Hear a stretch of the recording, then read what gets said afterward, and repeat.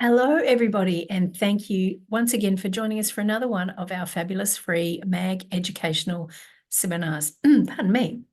Today, we have once again the very lovely Dr. Ashwani Garg, Consultant Psychiatrist. Dr. Garg's areas of expertise are in the fields of autism, spectrum disorders, and ADHD, but also mood and anxiety disorders, psychodynamic psychotherapy, and the treatment of resistant disorders, and also utilising advanced nutritional therapy. So he's got quite a wide portfolio and a very holistic view to the way in which he engages with his patients clinically, but also in the way in which he approaches his IME work, which is why he's so in demand, and we love to have him on our specialist panel. So without further ado, I will hand you over to this wonderful gentleman for what promises to be an extremely interesting seminar today. May I ask that you all please keep yourself on mute till the end of the seminar, where there will be an opportunity to unmute yourself and ask questions if you have any, or if you have to go or don't like to speak out, you can type your question in the chat function at the bottom. Otherwise, enjoy. Thank you, everybody. Thank you, Michelle.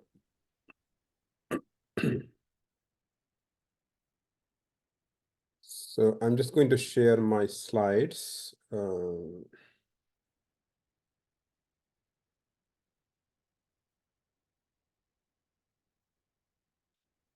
right, so today we are going to talk about why do you see so much differences in opinion of psychiatrists and impairment rating.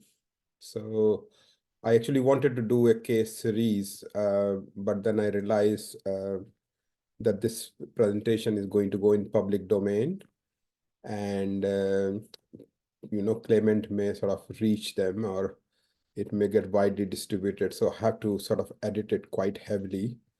And when I will give you slides, I might have to remove some portions of it. And I might also not read few slides. I will ask you to read it, because it will get recorded if I read it, and I don't want to breach any confidentiality of anyone. The idea of this thing, this presentation, is just to share my experience. So I have sort of a bit of disclaimer here. So the things which I'm going to share with you, they are just based on my own clinical experience. I've done more than 1,000 IMEs. And the few things which I have noted, I'm a bit surprised. And so, but I work with a particular population with a limited number of psychiatrists. So the experience I have may not be applicable to your situation, or you might have different kind of psychiatrists or different kind of patient population. So, but in mental health is a very unique thing because of our mind. Our mind is probably the most complex thing, is this known universe. We get 70,000 thoughts in a day, and we try to put human mind in a different diagnosis, which is an incredibly difficult job. So basically, when we decided disorders of brain, all the disorders where we could find a identifiable lesion went to neurology, and by default, psychiatry inherited all the disorders where there was no lesion. It was more functional or changing mind. So that's the challenge we face. And what I found in my experience is I've learned more from books written by psychiatrists who have clinical experience than reading research papers and statistical manuals of psychiatric disorders. So clinical experience in psychiatry is really, really important. And unfortunately, it is not shared much.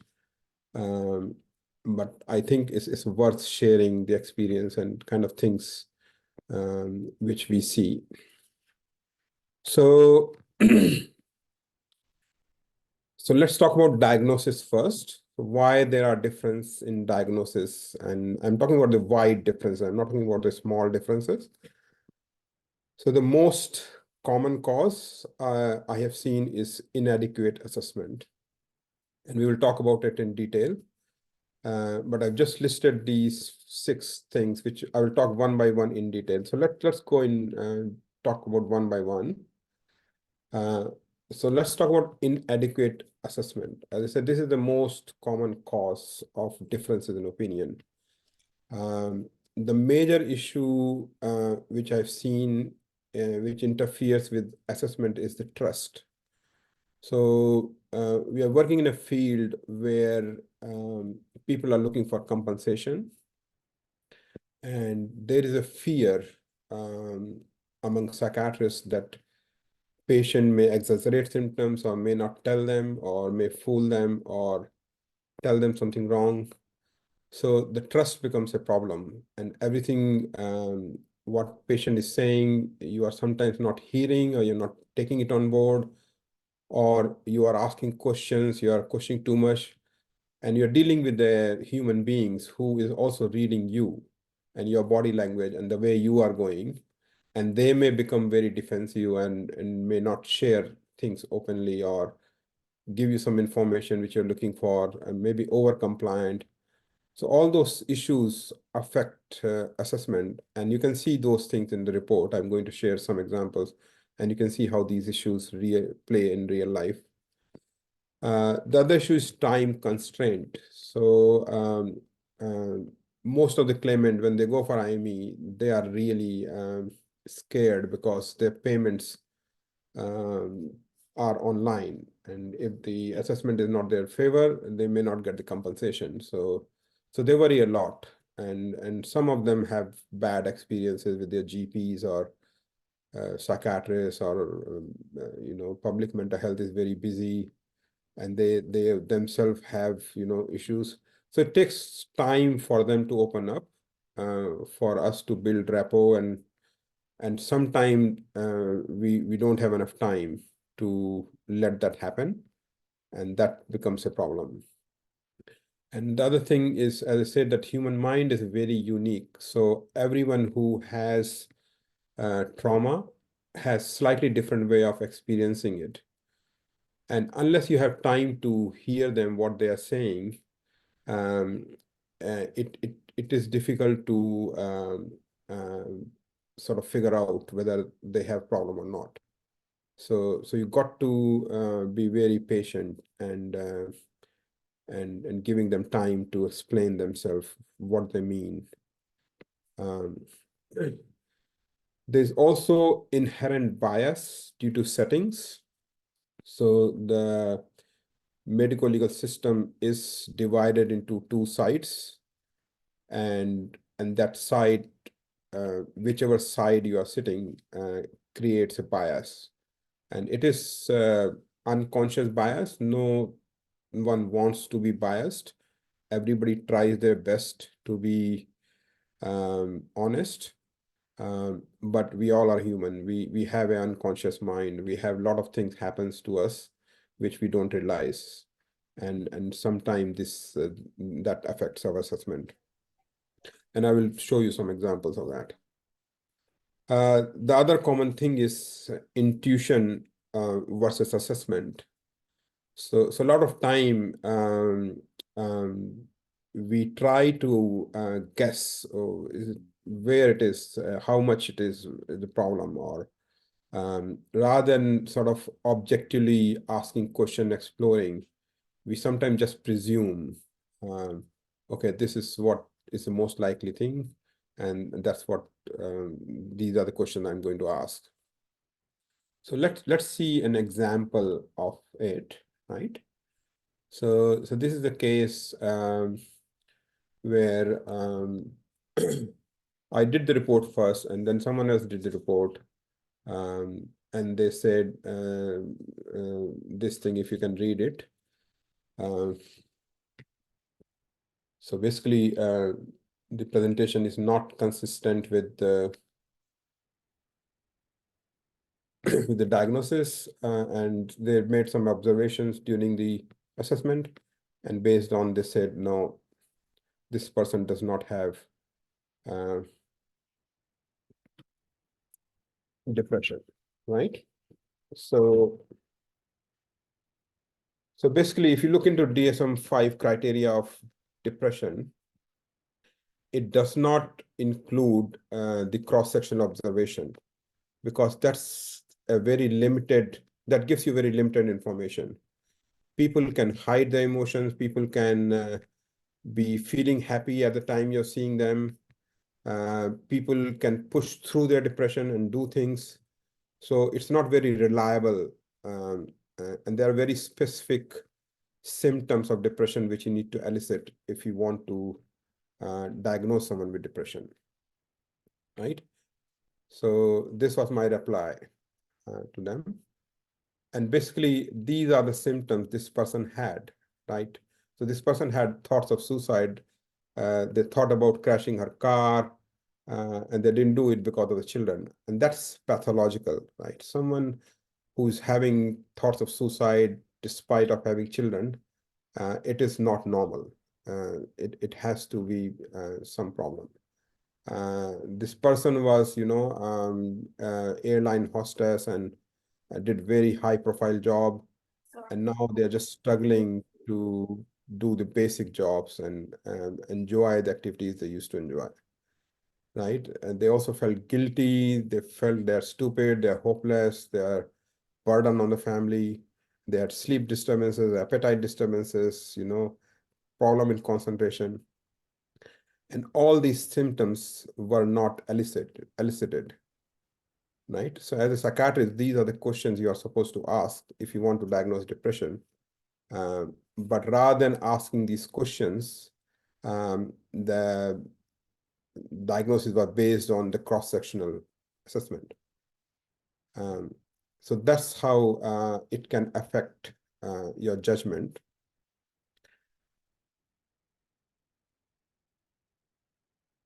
Okay, so the other issue is over and underdiagnosis. So overdiagnosis is very common by treating psychiatrists. They sometimes give one diagnosis for each symptom. So if person says, I've got anxiety, I worry, they give generalized anxiety disorder. If somebody is having self-harm, they say personality disorder.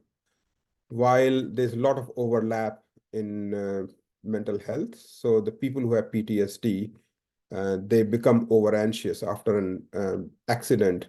They worry about everything, and they do not require a separate diagnosis, and that diagnosis is already included in PTSD. Similarly, people who are suffering from depression, they can do self-harm. They can, their personality may change when they are having acute episode, and they do not require a separate diagnosis unless they have personality disorder when they are not depressed. So, so if you see the clinical notes of treating psychiatrists, you might find different diagnoses. And a lot of time, those diagnoses are written so that we can treat people adequately, and there's separate treatment for each symptoms. So we just sometimes we are just thinking there is a possibility, and we're writing differential diagnosis, and we just keep adding list. But when it is retrieved for IME purpose, then you see the person has so many diagnoses. So, and most time, like these people have one or two diagnoses, which can explain a whole gamut of symptoms. So underdiagnosis is very common. So in my personal experience, I've seen a lot of people who have soft trauma, like people who did not have any major incident or major, they are not diagnosed with trauma disorders. So people usually look for incident, and if there is no big incident, like there is a small accident and you just bump the head, oh, no, it's not PTSD. It can't be PTSD. While every individual is different, people may have pre-existing vulnerability or other psychiatric problems, and they may overreact to a particular incident. So, so you have to sort of be open to all the possibilities. So I've seen a nurse who was who developed classical PTSD just because of whenever she took blood, patient flinched and turned their head. And she worked as a pathology nurse for 20 years. And she was seeing this again and again and again, people flinching.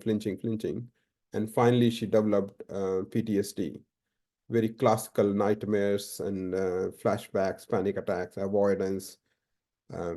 But nobody will believe you, just by taking blood, you can develop PTSD.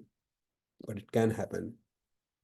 Frontline line emergency workers have a lot of non-classical PTSD.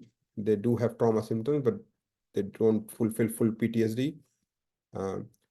So there's also sort of a bit of lack of awareness of trauma symptoms. So when I started doing my IMEs, my first patient was a PTSD, a war veteran, who was claiming after 40 years. So the person was in service when they were young, and they got discharged, worked as an engineer all across the world. And then after retirement, they put a claim for PTSD. So I was just a new psychiatrist. I thought, it is not possible, so many years you've worked well and all that. But the treating psychiatrist was very clever, and he wrote a pretty fitting response to my report and saying, no, this person has PTSD. So after that, I went in search of PTSD. What is PTSD? And I met a psychologist who introduced me to a tool. It's called CAPS, Clinician Administered Post-Traumatic Stress Scale. So I started using that. And after that, I realized that how many people have trauma symptoms, because I use that not only in people who might have PTSD, but also other people who had small incidents. And this tool will pick up all the trauma symptoms. And then now I know that how many trauma symptoms get missed in assessment. And it is to the extent when I saw a report, a girl who was involved in motor vehicle accident, and this psychiatrist was doing assessment, and he did whole assessment, and his conclusion was no PTSD. And when his last question to the patient was, do you have any other psychotic symptoms? And patient said, I have nightmares of the accident, but he just failed to explore that. And I'm talking about a senior psychiatrist, but this just shows that how people can miss it. So depression is also often diagnosed as adjustment disorder. And as I said, that this people just go by intuition and say, oh, this person is functioning fine. But when you explore symptoms systematically, you might find people have suicidal ideations. And once someone has suicidal ideation, it has to be depression. It cannot be just adjustment disorder. So I'll show you an example. This psychiatrist said, I disagree with, sorry, I just need to move this window here. I disagree with diagnosis of post-traumatic stress disorder. She would fulfill the criteria for an adjustment disorder with anxiety. While he himself, in his report, written all the symptoms of PTSD. So I just picked from his own report and said, look, these are the symptoms you have written, and they fulfill diagnostic criteria of PTSD. And this was after, when I have done, I did report first, I wrote all the symptoms of PTSD, and after that, he did the assessment. But these things are happening. So the other reason why the diagnosis get deferred is the fluctuating nature of psychiatric illness. So it takes long time for people to recover. And our legal system is not set up accordingly. So we have like 2 years work cover. So anybody who goes on work cover, they try to settle within a year or 1.5 years. They start saying, oh, it's permanently, the person is not going to improve. While people do improve, it takes like 2-3 years from PTSD to go away, or depression about around 18 months. So a lot of people improve, but we do assessment a bit early before the psychotic symptoms are fully settled. So that sometimes lead to different opinions because people, there's also sort of gap between IMEs, like 3 months gap, 6 months gap, and that's sort of big enough time for symptoms to change. Sometimes when you are doing an IME, person is just going through an acute stress at the time. So I saw this woman who had sexual abuse in childhood. She was doing fine, and then she receives a letter from victims of crime that you had abuse before, and you are entitled for some compensation. And she had full-blown PTSD just after that letter. So the timings is also important, that when are you seeing and what is happening at the time. And at the time when you're doing IME, the symptoms may be exacerbated at the time. There's also change in motivation over a period of time. So we have two things. One is psychiatric illness, which is causing symptoms, but we also have resilience of people. So people who have gone through trauma, they can be very, very resilient. So these two things fight with each other, resilience and symptoms. And in different people, you see different combination. So sometimes there's a change in motivation. So there's time when people are just, not motivated to do anything. And then suddenly they decide, no, I'm just going to do something about my life. I'm going to push through it. And then you see completely different presentation. IME itself can exacerbate psychotic symptoms. As I said, a lot of people feel very stressed. The trauma like PTSD, it gets exacerbated with reminders. So when they are going for assessment, they know they have to talk about the incident. That itself can exacerbate symptoms, and it can give you a false assessment at the time. So the solution to that is you need to look into the longitudinal picture, sort of bigger picture. So I will come to that later on. I also had a patient who had a panic attack during the assessment, well, in the waiting room. And when I saw, like, she was so decompensated and couldn't speak, and I felt that this person was quite disabled, and did the report. Then other side did the report, and they didn't find her that disabled. So then I saw her again, just to check what went wrong. And when I saw this person again, then I realized, oh, that time person had panic attack, and that's why they were so decompensated. So there are also gaps in claimant's memory, and claimant can also change the history they're giving you. So this is mostly issue with past psychiatric history. So a lot of people do not remember their past psychiatric history. I have read notes of general practitioner, and people still had difficulties remembering that happened to them. So memory is not perfect, and unfortunately, our psychiatric assessment depends on people's memory and what people tell us. We don't have any objective tool, but memory is not perfect, and it can get contaminated. It can get change depending on situation. So you have to be very careful, and get some collateral history and confirm whatever you're seeing. There's often a misinterpretation of information given by claimant. So like we see people for about an hour and a half, and you sort of lose concentration when you are listening to people, and sometimes you just misinterpret what people have said.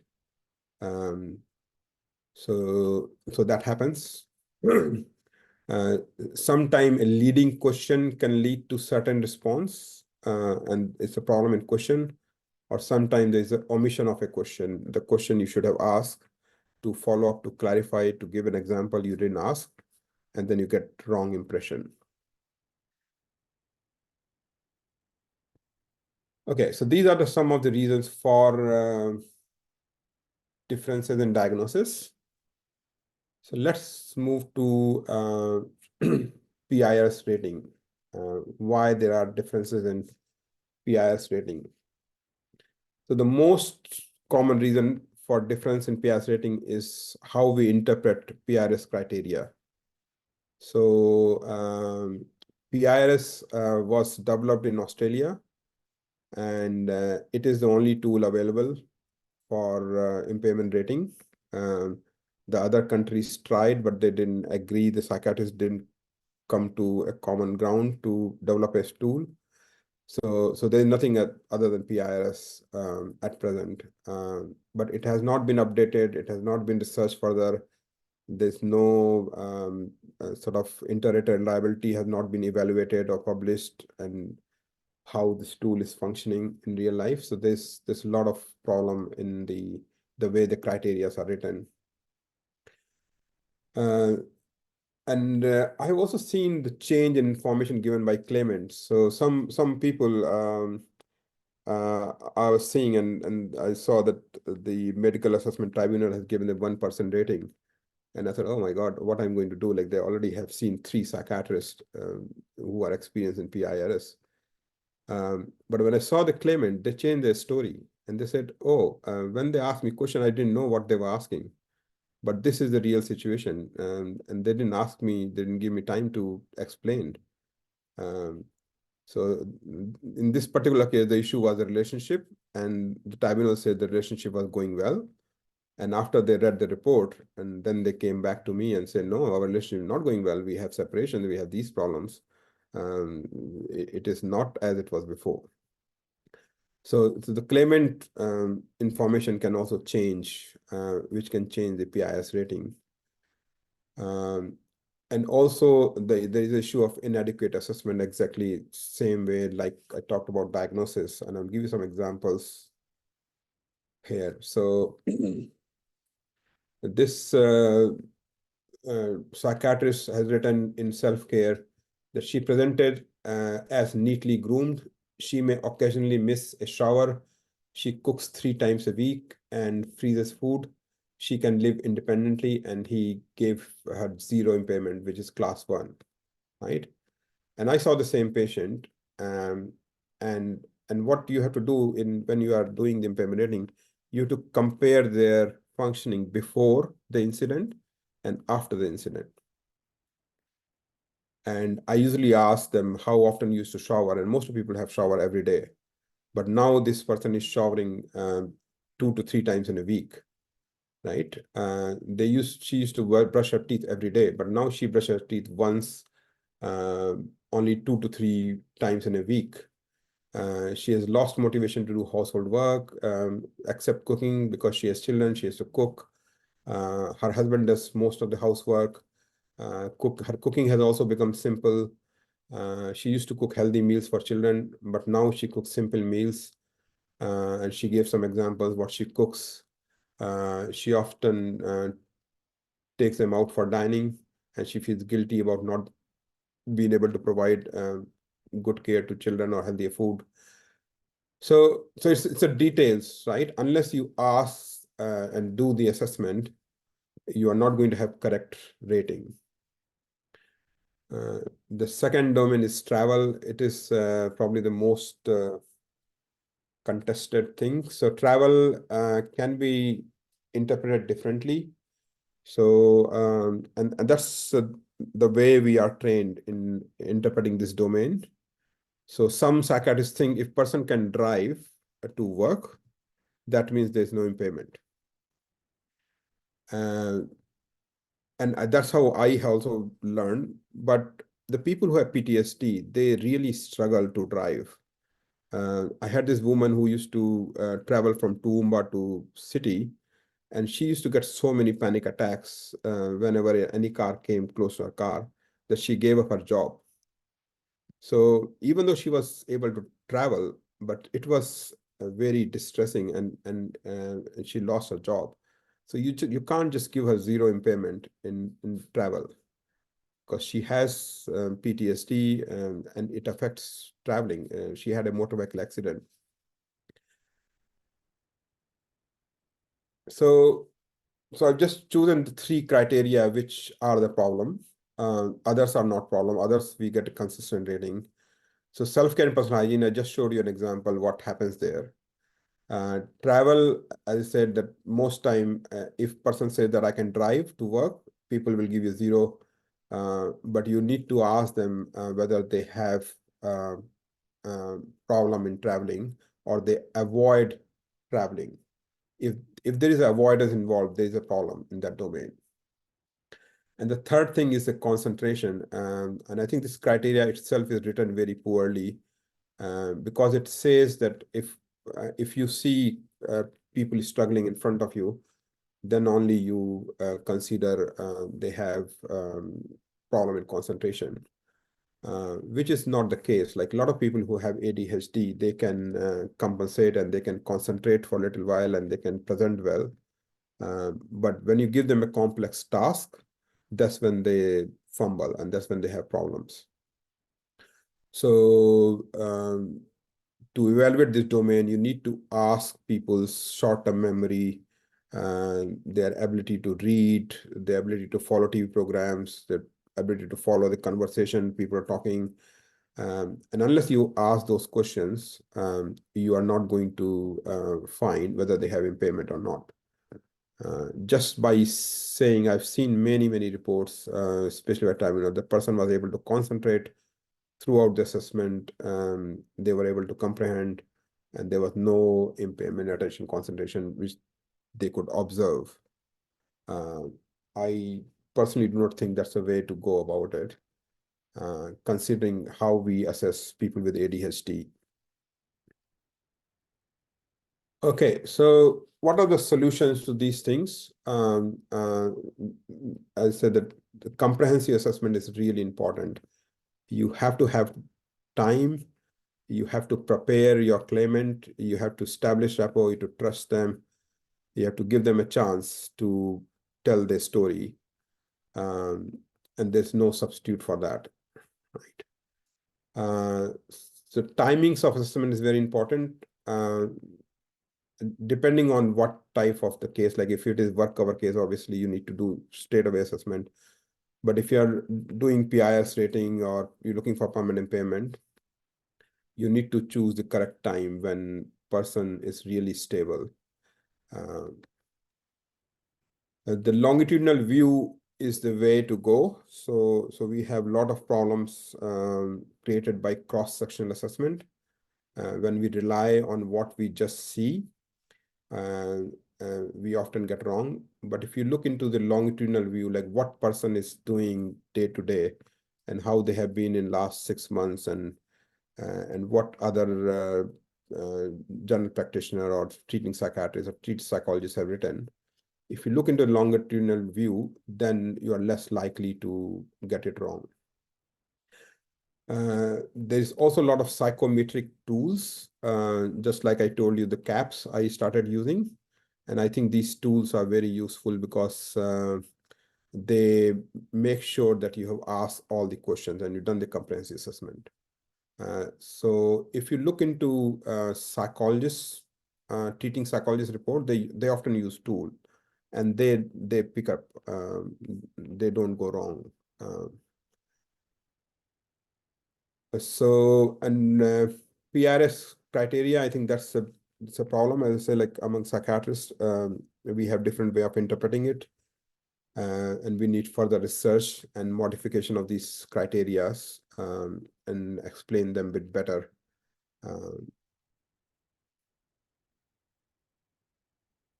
All right, so that's all I have to say. I'm happy to take any questions if someone has. Thank you so much, Dr. Garg. That was indeed very, very interesting. I was interested in what you said about the awareness of personal biases. And I wonder how many specialists, particularly those who do predominantly huge amounts of IMEs, perhaps in their retirement or closer to retirement, whether they are mindful of those biases. It's certainly something, I guess, that needs to be out there as a thought. If anybody would like to ask a question of Dr. Garg, please unmute yourself, or you can pop your question in the chat. So please fire away if you have a question.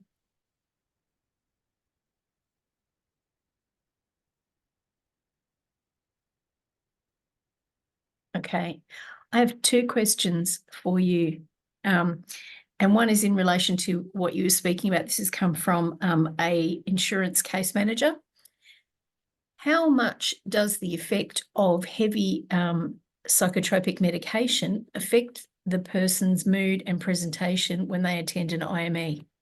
And how could this be misinterpreted? There's a huge effect of psychotropic medications on people. So the psychotropic medication can numb the emotions. They can cause impairment in attention and concentration. They can affect people's ability to sort of engage well in the assessment, because they are emotionally numb and they cannot connect. So there's also withdrawal from psychiatric medication, which is quite underestimated by psychiatrists. So a lot of my patients have told them what they go through when we change medications. So we have a lot of guidelines given by pharmacists who understand pharmacokinetics and say, oh, this medication can change in 3 days or 4 days, or but people go through a lot. So there are books written on psychiatric withdrawal from psychiatric medications. So basically, the solution is if someone has been on a medication for a long time, then that is it, and that's what we need to assess. But if there is a change in medication, then it's not a probably good time to do an IME.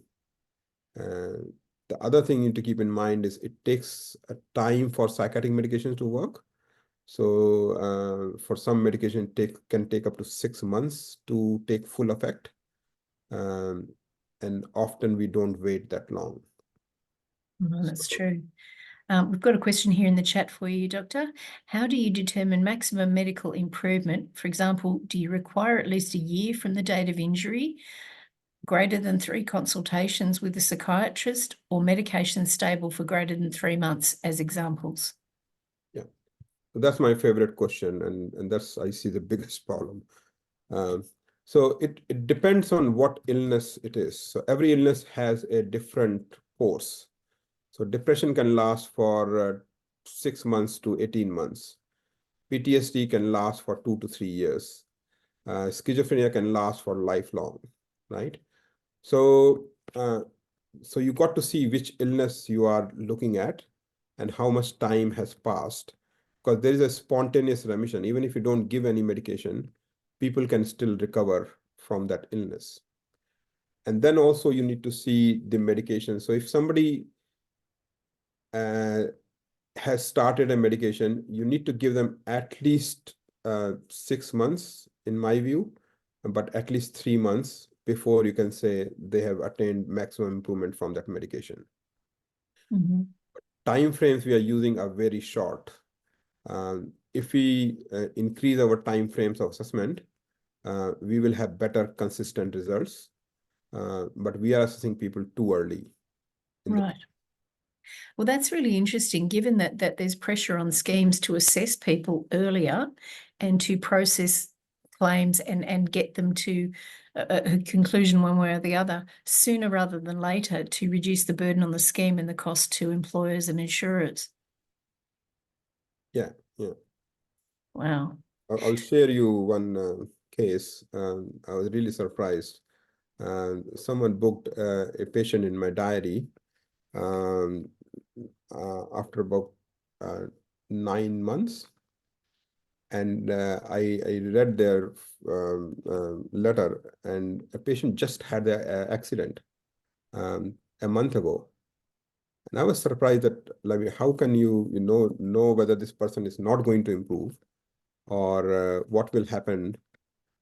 So I immediately wrote them. I said, look, the assessment can be booked once a person is stable, and I can accommodate urgent accommodation. If you're worried about not having an appointment, I can fit them in. But please contact me at least 6 months after the accident to see how they are. So, and I usually do not declare people at MMI before 12 months. So I prefer to see them after 12 months. But Right. even 12 months is a shorter time. Wow. Yeah.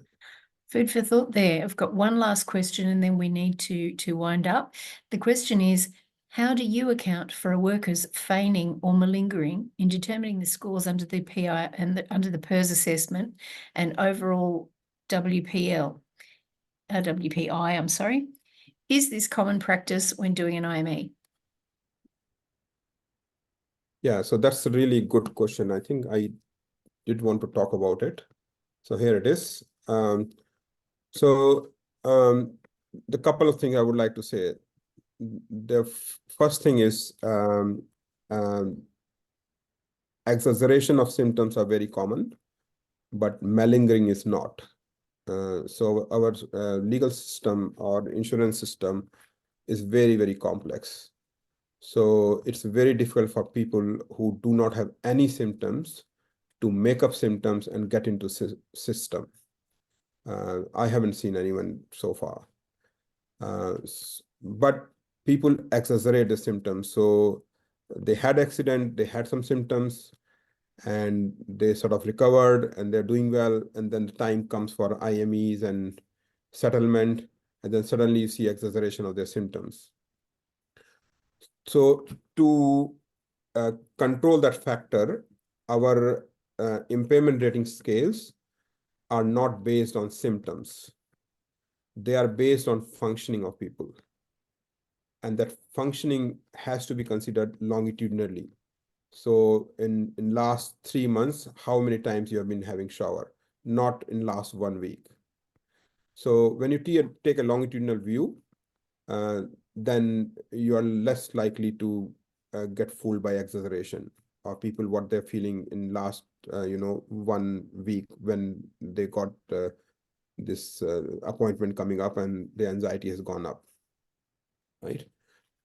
But there are also some objective tools which you can use, and these tools have some inbuilt fake symptoms. And if somebody is exaggerating symptoms, these tools will pick that this person is exaggerating symptoms.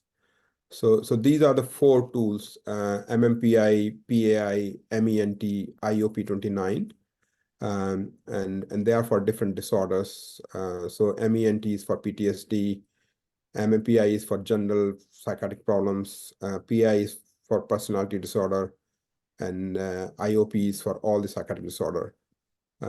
So you can use objective tools, and the reason why we don't use these tools, as I say, that our impairment rating is not based on symptoms.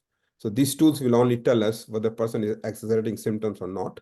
But that is not the question in front of us. The question is whether how much is the impairment in their functioning. And as I said, that we go by the longitudinal functioning. Rather than asking how are you feeling now, we ask them, okay, tell me what you have done in last 1 week, and then people say, oh, we went movie, we went this. So that gives us a better idea of their actual functioning. Right. Look, we've got one more question, and I seriously mean it. I'm sorry, people, we do need to wind this up, but this is a good question, so I'm going to squeeze it in. What are your thoughts about a psychiatrist saying that someone's psych symptoms only improving once their physical symptoms recover? And this is in relation to long-term physical claim with secondary psych and depression. Yeah, so most of the psychiatric injuries are due to secondary to physical impairments. So, and it's not the physical symptoms which cause the psychiatric problems. It's actually the losses caused by the physical symptoms. So if somebody has lost their job because they were manual laborer, they sustained some injury, now they can't go back to work. And that has led to financial difficulties, relationship problems, and caused anxiety and depression. So unless they find a job or they are able to, compensate somehow or find a job which can accommodate their injuries, their psychiatric symptoms are not going to improve. So it is not the physical symptoms which are causing the psychiatric symptoms. It is the losses or stresses caused by those symptoms are causing psychiatric symptoms. Now, theoretically, there is a way in psychotherapy. We try to teach people that it is not your situation which is making you depressed. It is how you think about the situation. If you think about it could be worse, then you will not feel depressed. But unfortunately, those therapies are not done successfully or not available, or people don't have money to do it.